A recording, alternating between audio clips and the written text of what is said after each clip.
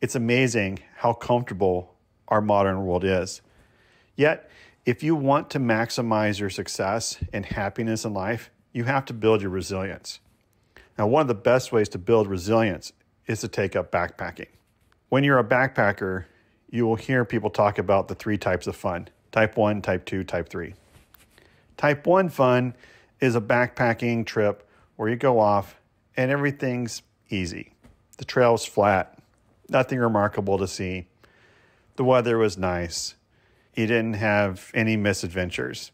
As a result, you don't really have any stories to tell anybody when you get back home. It's forgotten in a week or two. Type 2 fun, you go on a trip. Something happens. And it doesn't have to be dramatic. It could be as simple as your buddy forgot to hang the food bag and a raccoon stole your breakfast.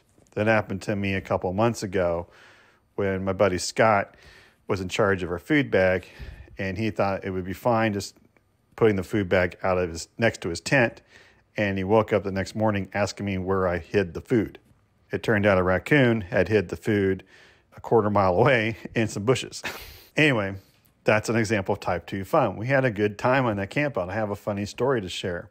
Type 3 fun is where everything is a disaster. The weather might be horrible.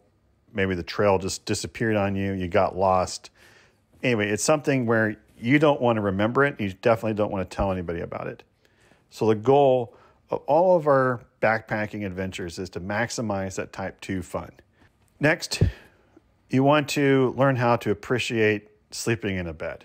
I feel like nothing builds resilience more than a night of uncomfortable sleep. I remember one time we were on a group backpacking trip on the Florida Trail, and we were doing in January, so there was a cold front that came through, and it dropped below freezing. It wasn't too cold. It was right around 30, 32 degrees.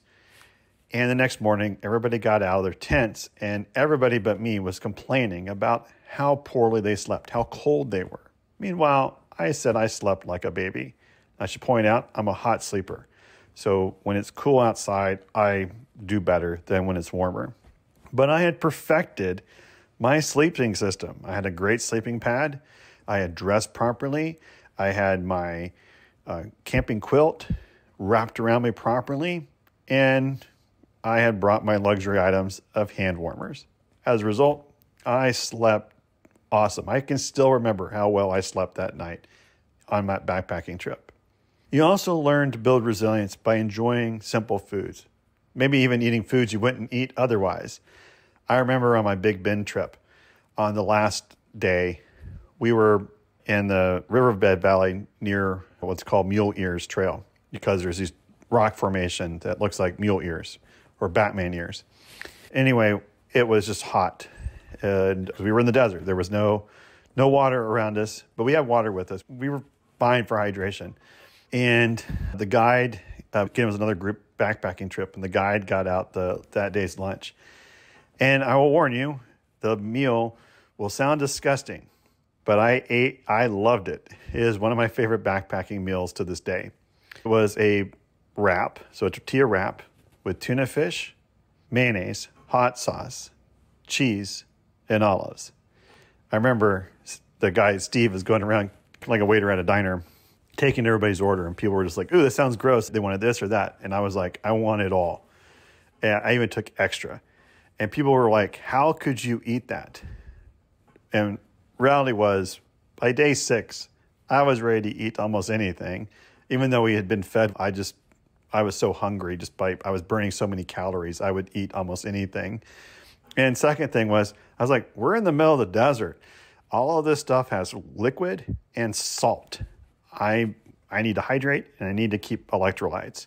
The next thing is, you're going to push yourself. Even if it's only a couple miles on a trail, carrying a heavy backpack is going to force you to push yourself. Those first 10 steps, you're suddenly going to say to yourself, why am I doing this? But you'll push yourself to reach your destination, particularly if there's a nice waterfall or sunset you can see at the end of the trail, or the end of where your campsite is, rather. On the other hand, you will also learn to accept your limitations. And this is very important. Because if you are going out there in the outdoors and you're trying to push yourself, you have to respect Mother Nature, because Mother Nature